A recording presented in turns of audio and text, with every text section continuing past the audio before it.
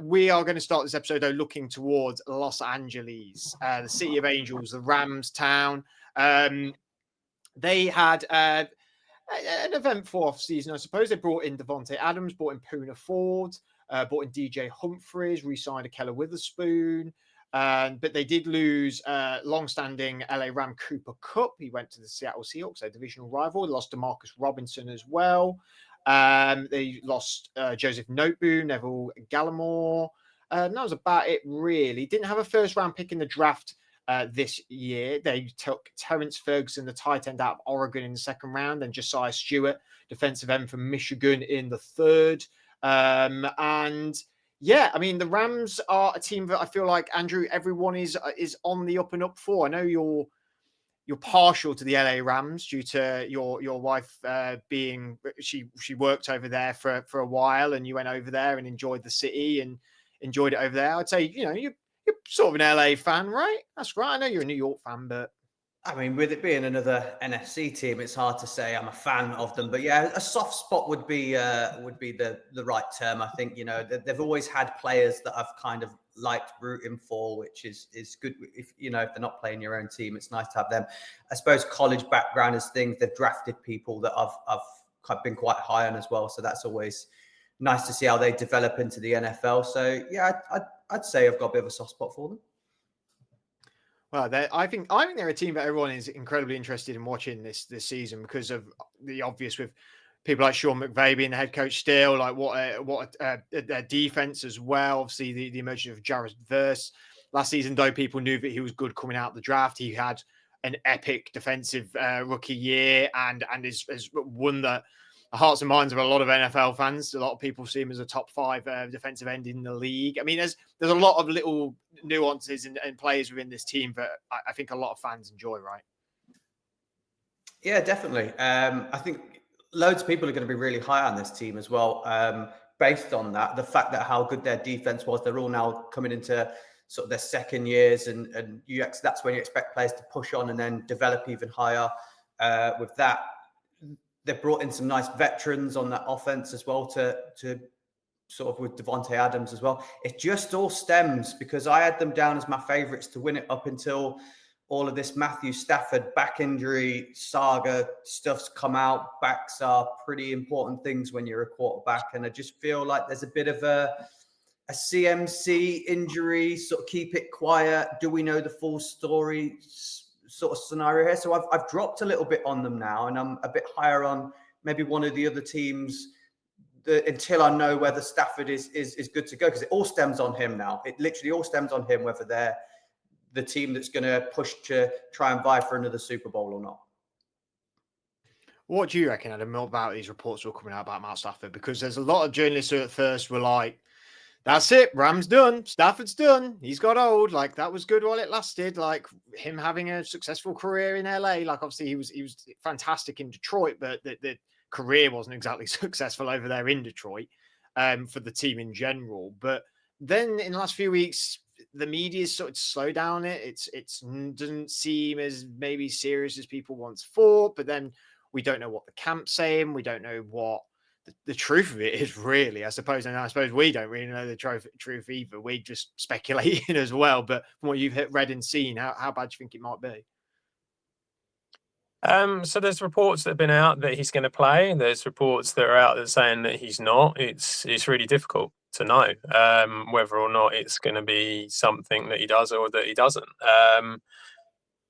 I personally think they'll give it a go. I think he'll try and he'll go out there and see what happens, and that he probably will play, and you're not going to know how much of an impact it has until he goes out there and does it. So it's, a bit of a mess for any of us that wanted to sort of back them for the NFC side of things or for the division and things like that. But I think that's probably how it's going to go. And like I say, I reckon he'll give it a go. And if it doesn't work, you might see someone like Kirk Cousins moving over and someone being traded for and something like that in order to try and salvage the season early on. Because at the end of the day, it's like, they've got a pretty good team here.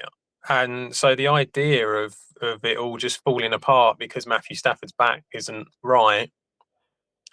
I feel like they would want to go out and trade for someone in order to be able to keep it going and try and salvage something from it. So, yeah, I think it is a wait and see game with him, but hopefully it'll be all right, because I do think this team is the best team in the division. So I think that if they can get him going, then it'd be all right for them. But yeah, you're not going to know until he goes out and throws in a game.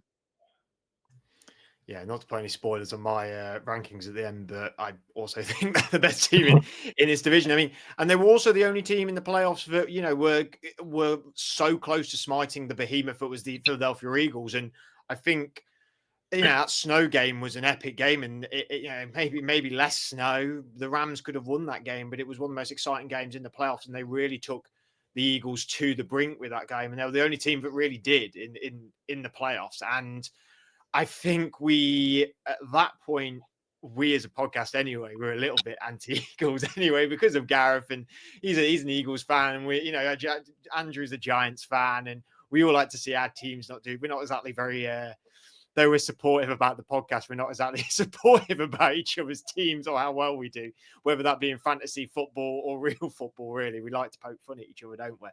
So it was. I think that's where everyone last season sort of went, wow, this Rams team actually, this has got something now. Like, yes, this defense is young, but it's only going to get better. It's only going to improve. They can reinforce it, which they've done a tiny bit this offseason, but probably not enough.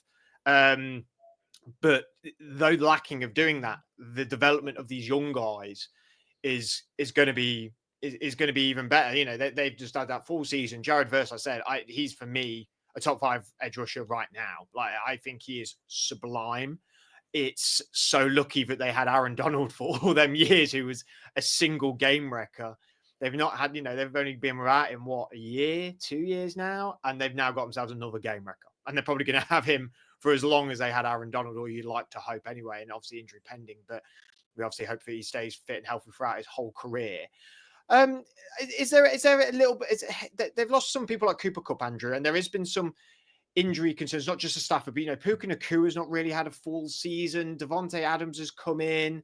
They are a team that does sort of ebb and flow with their injuries, and it can hit them quite hard on occasion. Does the cogs for this team need to be at their absolute maximum and ultimate gameplay for them with their best players on the field, their only key to success? Or do you think, because of McVay and the coaching style of this team, that, if they do lose one of two of these guys again within the season, that they can still progress and top this division? Yeah, I think we saw that last year at the start of the year when, they had lots of injuries on the O-line. They lost a couple of their wide receivers. I think if it's offense we're talking about, and that's where the injuries are going to be, I think Sean McVay is the perfect guy to get them through that a tough time.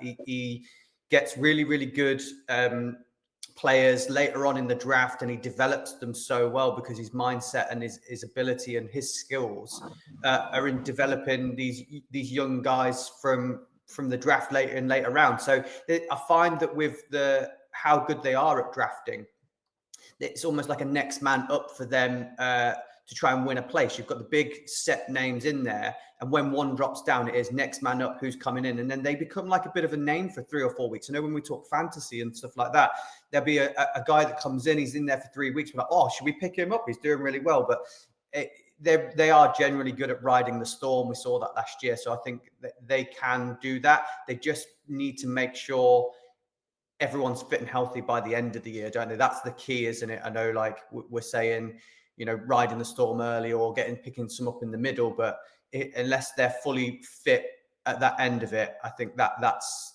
we've spoke about that in many teams when you've got older players, but the defense is young and it's got depth. So that's going to be able to carry them as well for a little bit as well. So you've got the right balance of a head coach that can develop the youngsters and a defense that can carry a tough time. So I think they're set nicely to go through any complications like that.